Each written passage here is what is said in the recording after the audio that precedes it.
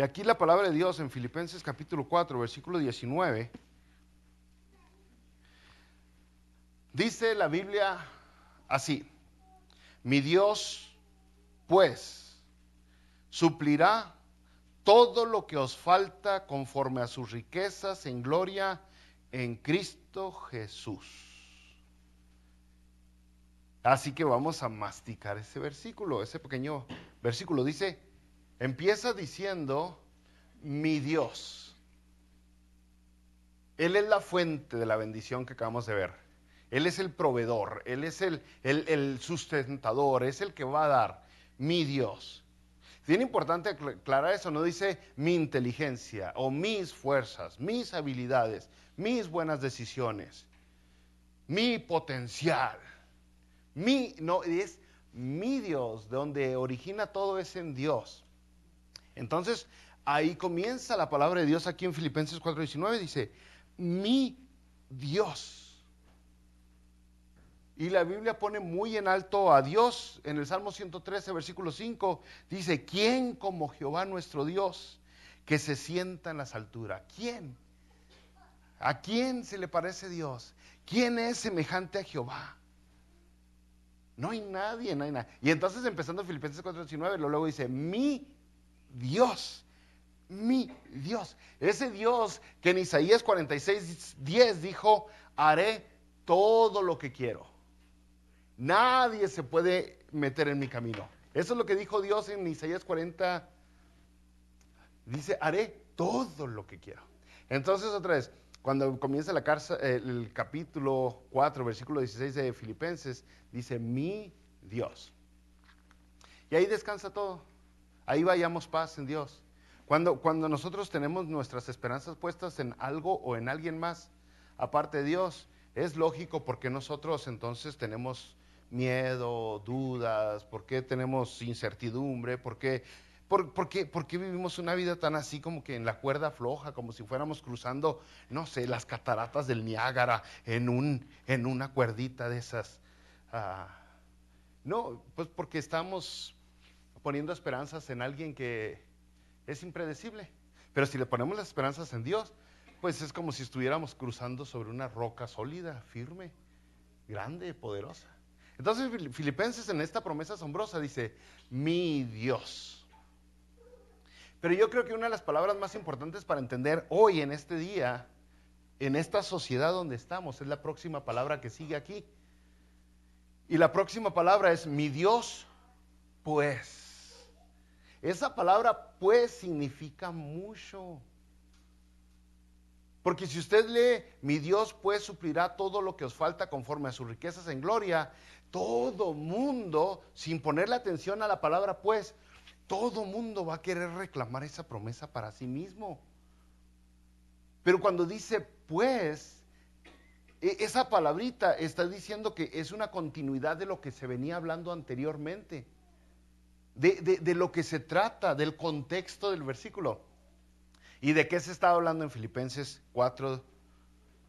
Pues sabe que ahí está donde le rascamos un poquito más al versículo para saber verdaderamente qué significa el versículo, porque dice, mi Dios, pues. Y usted sabe que, por ejemplo, cuando usted le dice a una persona, ándale pues, quiere decir que lo que estaban hablando, vamos a hacerlo. Es una continuidad de lo que venía. Apúrale pues, vamos pues. El pues significa mucho. Y sabe que esta carta de los Filipenses fue escrita, dale un contexto rápido, ¿no? Fue escrita de Pablo, es el autor Pablo, hacia la iglesia que está en una ciudad que se llama Filipos, cuando Pablo está en la cárcel. Mientras Pablo está en la cárcel, le escribe a la iglesia que está en Filipos. Pero es una respuesta a lo que la iglesia en Filipos, los filipenses, habían hecho. Los filipenses, antes de que Pablo escribiera la carta, le mandaron una ofrenda a Pablo. Porque Pablo estaba muy necesitado, siempre estaba necesitado. Pero después de gran escasez, la iglesia de Filipenses, los filipenses dicen, vamos a mandarle una ofrenda a Pablo. Y usted lee el versículo anterior y lo entiende entonces, el versículo 18 de Filipenses 4. Dice así: pero todo lo he recibido y tengo abundancia. Estoy lleno, habiendo recibido de Epafrodito lo que enviasteis, olor fragante, sacrificio acepto, agradable a Dios. Mi Dios pues suplirá todo lo que les falta. Y aquí ya tiene más sentido la carta. Cuando leemos el contexto decimos, es una respuesta de una iglesia que estaba siendo generosa, estaba siendo dadivosa, estaban siendo buena onda, se estaban portando bien. Y entonces viene la promesa. Y dice Pablo: mi Dios, el Dios que yo tengo, el Dios en el que yo creo, el Dios todopoderoso, el Dios asombroso, el Dios que tiene conocimiento infinito, el Dios que es dueño de todo, el Dios creador de todo, el Dios que no tiene límite su poder, ese Dios es el que le suplirá. ¿Pero por qué? Pues porque esta iglesia hizo lo que Dios les estaba pidiendo hacer. Y otra vez, volviendo al 18, quebremos tantito ese versículo, dice: pero todo lo he recibido y tengo abundancia. Estoy lleno, habiendo recibido de Epafrodito lo que enviaste. ¿Ok? Dice Pablo: ok, me enviaron mucho, no fueron tacaños en enviar, me enviaron mucho. Recibí todo. Epafrodito no se transió nada. Y luego dice: eso que enviaste fue olor fragante, sacrificio acepto, agradable a Dios. Fíjese, ¿cuántos de ustedes sabían que Dios tiene un perfume? Dios tiene un perfume, mi bro. ¿Se acuerda que ayer andaba lleno perfumado? Dios tiene un perfume que es solo de Él. No permite que nadie más lo huela, lo olfatee, que nadie más lo saboree. Es en serio, no le estoy hablando mentiras. Dios tiene una fragancia solo para Él, únicamente para Él. Pero vamos a Éxodo, por ejemplo, en el capítulo 30 de Éxodo, y se va a dar cuenta que es cierto lo que le digo. Éxodo 30.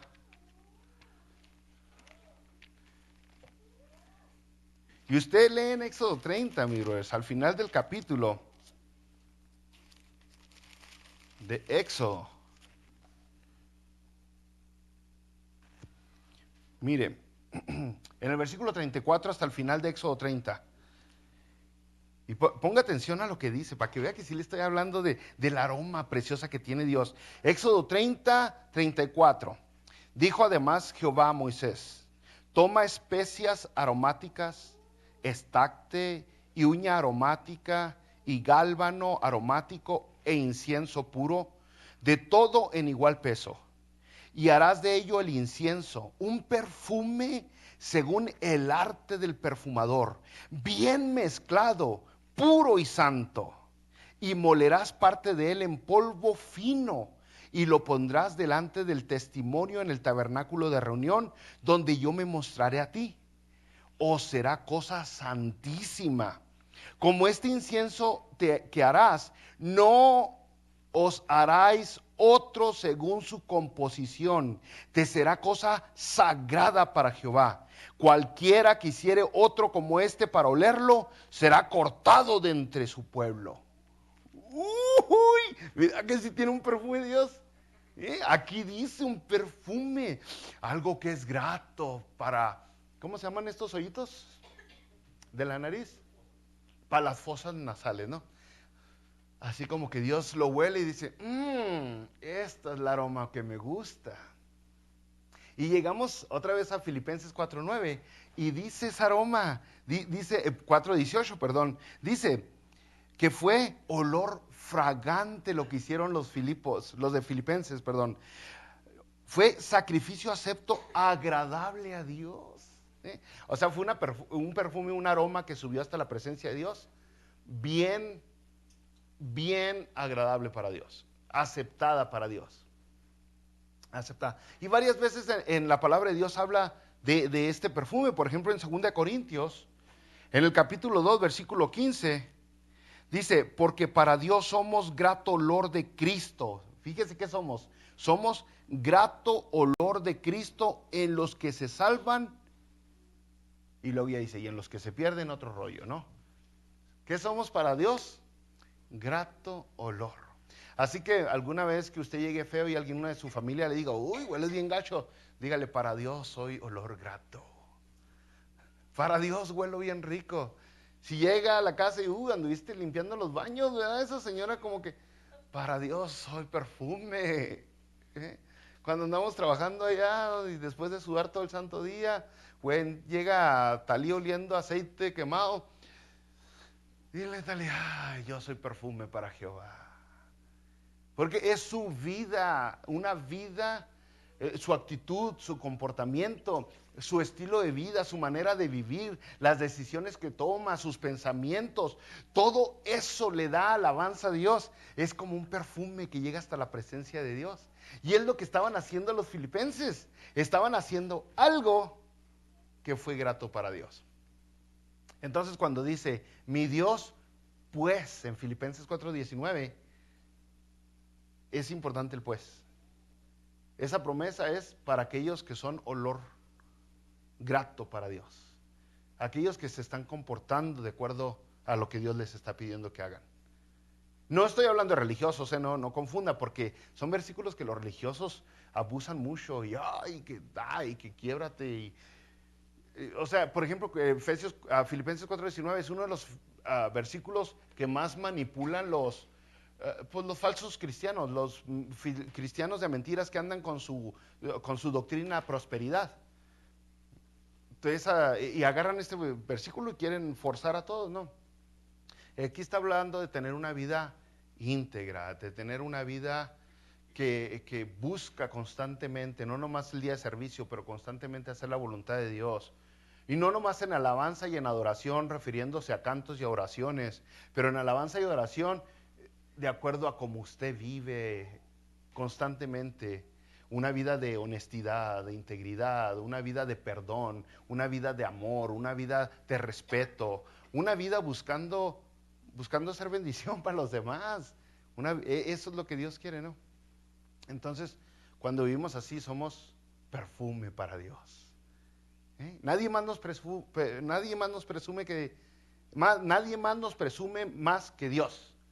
Es más, su mamá lo presumía a usted. Y ni su mamá lo presumió tanto como Dios lo presume. Talí habló el jueves pasado de Job. ¿Se fijaron cómo Dios presumió a Job? ¿Has visto, Shamuquín, a mi siervo Job? Hombre, presumiéndolo. Yo le digo a Dios, no me presumas, Dios. No quiero ser presumido, porque el caso es de que ahí está el asunto, porque somos olor grato. Mi Dios, pues, dice. Y luego que continúa la lección, suplirá todo. Todo. ¿Okay?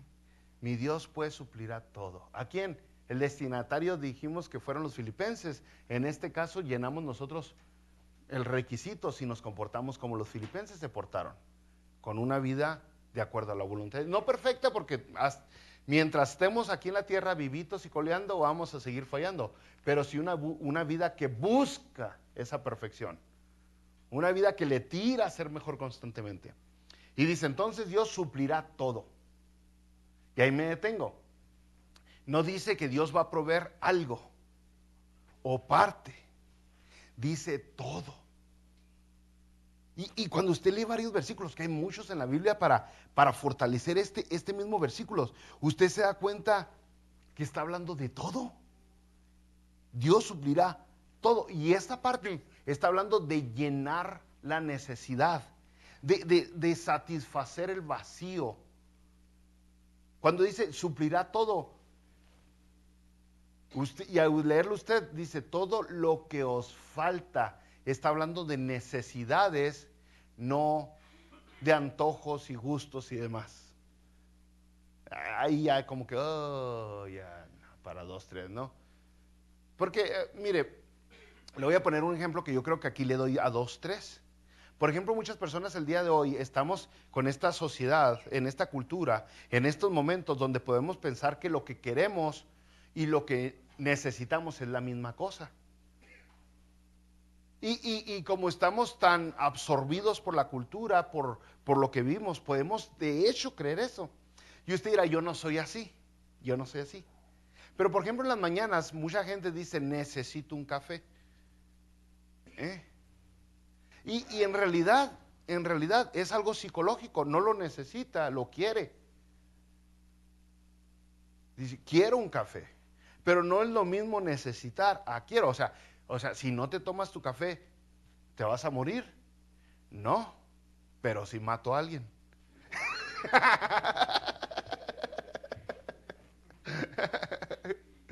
Bueno, le di un ejemplo así medio más o menos, ¿no?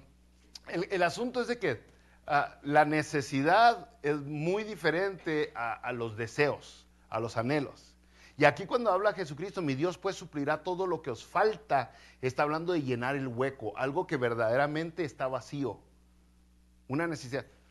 Constantemente hemos dicho, una diferencia grande que se nota entre una persona madura e inmadura, no es la edad, no son las canas.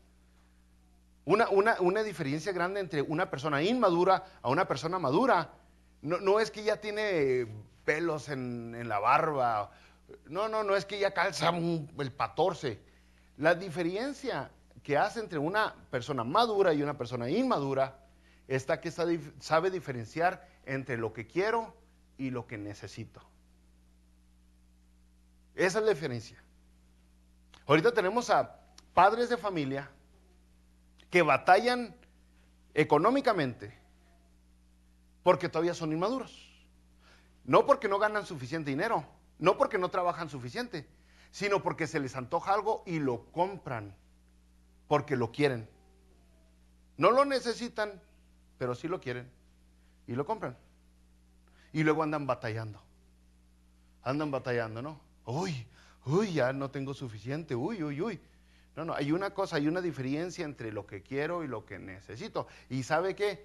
Aunque nosotros no sepamos ver la línea entre lo que quiero y lo que verdaderamente necesito, Dios sí sabe ver la línea. Entonces, cuando usted lee versículos como Filipenses 4:19, donde dice, mi Dios pues suplirá todo lo que os falta, Dios le va a dar lo que verdaderamente le hace falta, lo que verdaderamente necesita, no meramente lo que quiere. Muchas veces no es lo mismo. Entonces, pues yo no quiero decirle, oh, Dios le va a dar todo. Otra vez, como esos fantasiosos que quieren agarrar versículo y decirle, usted quiere un carro nuevo, pídaselo a Dios. Su carro está en el cielo, nomás exígelo, nomás extienda su mano de la fe a través de la oración y jale ese carro que Dios tiene para usted. Es que así son, y luego se les ataca de gente porque a la gente le gusta ese tipo de, ay, sí, miénteme, pero no me dejes. A la gente le gusta así. Y ahí está un chorro de gente que es fácilmente engañada, ¿no?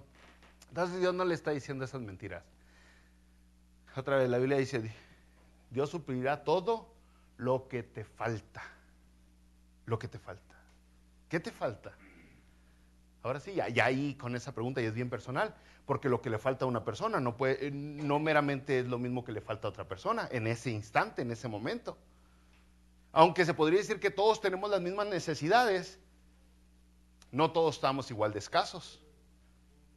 A algunos le falta una cosa y a otros otra. Entonces, ¿qué es lo que te falta? Porque la palabra de Dios constantemente dice que Dios suplirá todo lo que te falta. Y lo dice en diferentes versículos. Yo no he querido alargarme aquí, pero, por ejemplo, un versículo muy conocido. El Salmo 23, comenzando. Salmo 23, versículo 1 dice, Jehová es mi pastor. ¿Se dijo? Nada me faltará. No es algunas cosas me van a faltar. O voy a estar medio. No, dice nada. Nada. Ahora, si yo lo extiendo más a lo material, porque lógicamente Filipenses está hablando de lo material, pero toda la Biblia, como Salmo 23, habla más que lo material, también otras lecciones de la Biblia, de la vida que nos hacen falta. Dios no es como nosotros, como padres. Tenemos un problema como padres, que muchos padres se rehúsan a abrir los ojos. Muchos padres somos bien consentidores con nuestros hijos, así estamos en este extremo, y otros padres son pero bien irresponsables con sus hijos. Unos sobreprotegen y otros descuidan de más. Entonces ambos, aún el sobreprotegido como el descuidado de los hijos, tienen necesidades que no les están dando los padres. Porque por lo general el hijo sobreprotegido está muy escaso de experiencias, está muy escaso de lecciones. Porque el papá siempre está sobre él. Oye, hijo, no te vaya a caer una gota de agua. Y nomás lo está sobreprotegiendo. Y son chavalitos muy frágiles, muy débiles. No saben defenderse. Si alguien en la escuela lo ves feo, ya se desmayó el chavalito. Y luego esos niños sobreprotegidos vienen a ser muchas veces blanco fácil que lo buscan los demás niños. Blanco fácil para ponerle sobrenombre y el niño pues cae más herido y el papá, no te preocupes, con abrazos y besos yo te cuido. No, lo que le hace falta al niño ese es algo que tú le estás quitando con la sobreprotección. Entonces Dios no hace eso. Si Dios le va a suplir todo lo que le falta, le va a dar lecciones en su vida. Si fíjese, en el Salmo 23 dice, Jehová es mi pastor, nada me faltará. Y luego después dice, aunque ande en valles de sombra de muerte, no temeré mal alguno. O sea, oye Dios, ¿por qué me dejaste en valles de sombra de muerte? Porque te hacía falta la lección, mijo. ¿Te fijó? O sea, no es sobreprotector como nosotros. Entonces tenemos que entender, cuando Dios dice que nos va a dar todo lo que nos falta, significa todo. Todo. Y ya para acabar el Salmo 23, el último versículo, fíjese cómo termina. Ciertamente el bien y la misericordia me seguirán todos los días de mi vida. Ay, y esa es una persona que confía en Dios. Empezó diciendo, Jehová es mi pastor, nada me faltará. Terminó, diciendo, el bien y la misericordia me seguirán todos los días de mi vida. Y si usted lee entre letras, se da cuenta que reconoció que tiene enemigos, se reconoció que ande por vallas de sombra de muerte, se reconoció que a veces va a tener que usar su pastor la vara y el cayado para guiarlo, para enderezarlo. O sea, entre esos dos versículos le dijo, Dios te va a dar todo lo que te hace falta. Así sean varazos, así sean pastos verdes.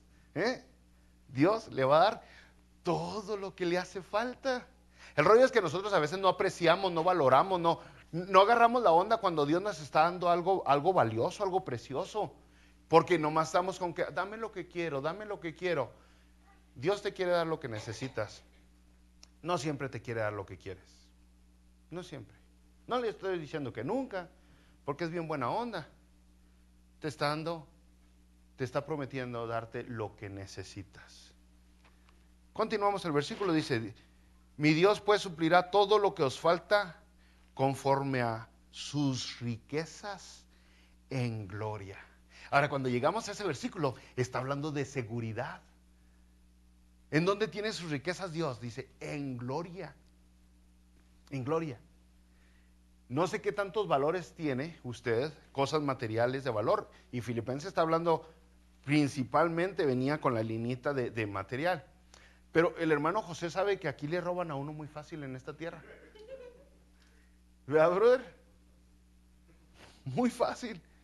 Uno tiene que atacar de cámaras por todo lado y aunque la cámara grabe, el ladrón se escapa. ¿Verdad, brother? Entonces Dios lo que nos está prometiendo, dice, de acuerdo a sus riquezas en gloria. Esas riquezas no están en un lugar donde están en peligro de un ratero, de un ladrón, en peligro de que te lo quiten. Así como que cuando tú le digas, Dios dame, y que Dios te diga, pues te iba a dar, mi hijo, pero ya me lo robaron. No está. Dice, de acuerdo a sus riquezas en gloria. Ahí abarca dos cosas. Uno, qué tantas riquezas tiene Dios. Y otra, el lugar donde están las riquezas. Otra vez, el Salmo 24 dice, Jehová es la tierra y su plenitud, el mundo y los que en él habitan. O sea, todo es de Dios. Todo. Pero en gloria, acuérdese, Dios, Jesucristo, para enseñarnos esa lección de qué tan seguro es el cielo, nos dio una lección en Mateo 6.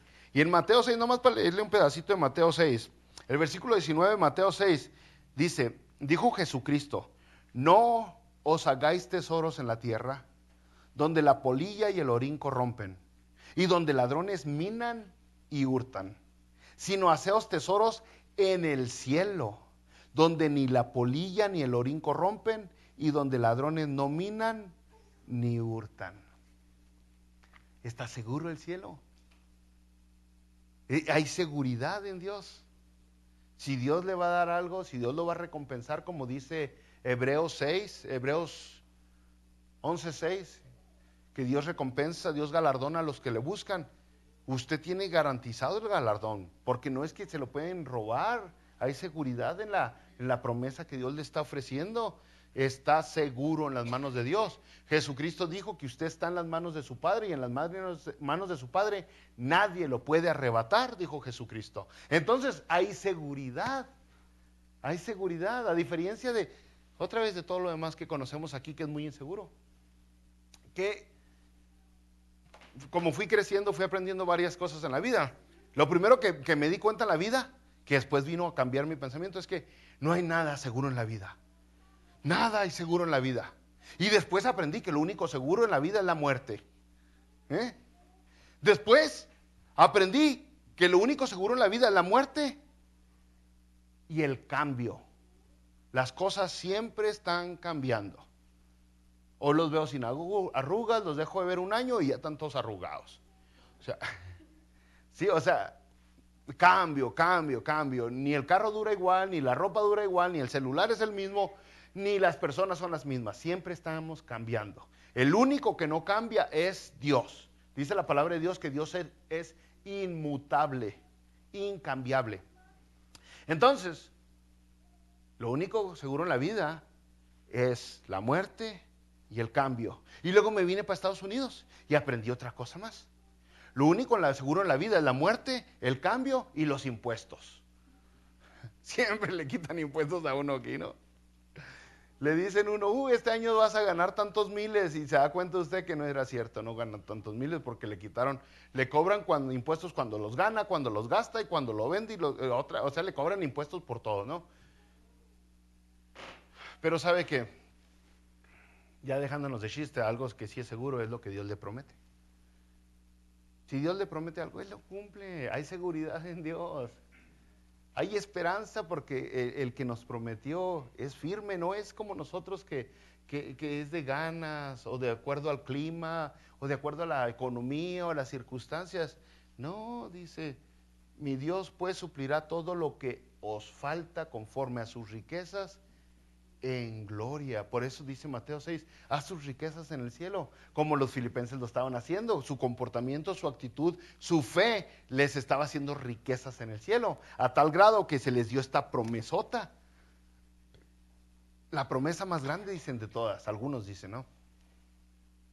Pero luego, si usted pone atención, acaba como con broche de oro este versículo. Y dice, mi Dios pues suplirá todo lo que os falta conforme a sus riquezas en gloria en Cristo Jesús. Jesucristo es nuestro mediador para todo.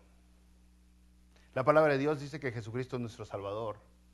La palabra de Dios dice que Jesucristo es nuestro abogado. La palabra de Dios dice que Jesucristo es nuestro todo. La única manera de llegar al cielo, el hermano Jorge en la predicación del domingo lo dijo, Juan 14:6. ¿Cuál es el único camino? Jesucristo. El único camino al cielo es Jesucristo. No hay otro camino, no hay otro medio.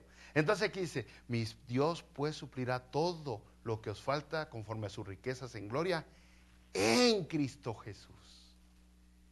No puedes llegar a Dios si no es por Jesucristo. Así dice Juan 14:6. No puedes alcanzarlo. Tristemente todavía tenemos personas el día de hoy que intentan alcanzar todas esas bendiciones a través de otras cosas, ¿no? Por ejemplo, ahora que se celebró el Año Nuevo, hay personas que para alcanzar un año de prosperidad y de bendición usan calzón rojo o tanga roja. Y que eso va a traer bendición sobre su vida. Y otras personas que comen uvitas, no sé cuántas uvitas, que las uvitas para traer en el año bendición y quién sabe qué tanto rollo, ¿no?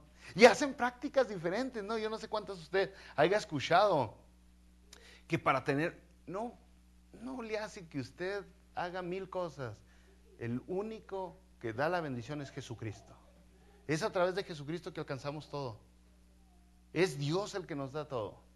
No hay un hechizo, no hay palabras mágicas. No, es Jesucristo el que nos da. La carta a Timoteo, la primera carta a Timoteo, el capítulo 2, versículo 5, lo dejó bien claro. Y dijo, porque hay un solo Dios y un solo mediador entre Dios y los hombres. Jesucristo, hombre. Hay un solo Dios. Y ese Dios es el mediador entre Dios y los hombres.